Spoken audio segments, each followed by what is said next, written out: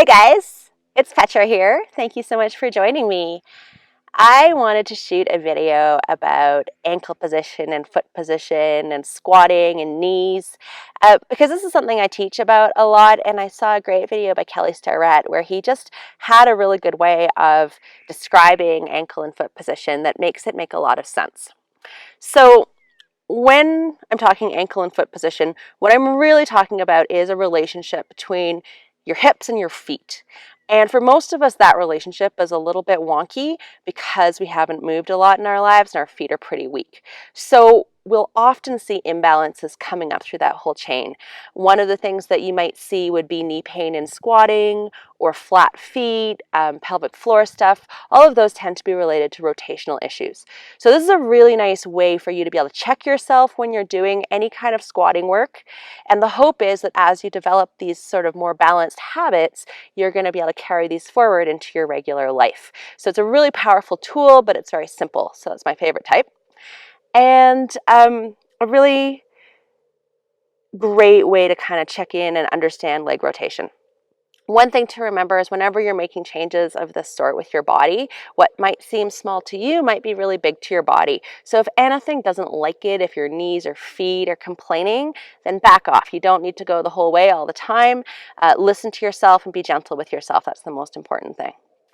Okay, so without further ado, I'm going to stand up and I'm going to show you what my feet like to do if I'm not paying any attention at all. I'm even going to exaggerate a little bit.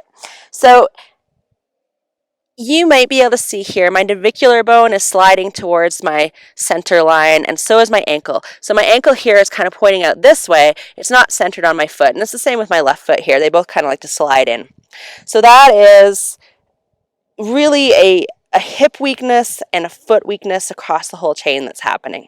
And if I was to squat in that position, what my feet would end up looking like is this kind of collapsed in ankle, collapsed in navicular. Now, although my feet tend to do this when I stand, they actually do something different when I squat, which is this. They roll to the outside. And that's equally problematic because it's not a really balanced way to squat. So what you're looking for when you squat is to create some centration. So you want to get your ankle in the center of your foot and press down through the big toe joint.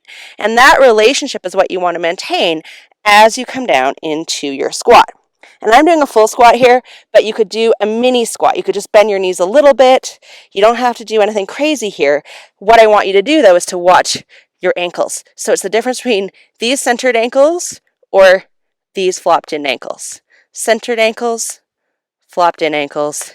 You want to keep your ankle centered, and that becomes the boundary of your squat. As soon as you lose the centered ankles, either by flopping in or by rolling out, you're done.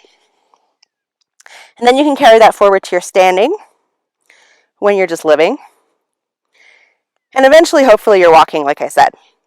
So that's the basic idea of what you're looking for, is that centered ankle, big toe side of the foot down. But, like I said, feel free to modify. If that is too much on your knees, then back off. A really good way to help improve this is to do foot mobility work. So I have some of that in my free Fix Your Feet bootcamp, which you can pick up on my website, which is www.petrafishermovement.com.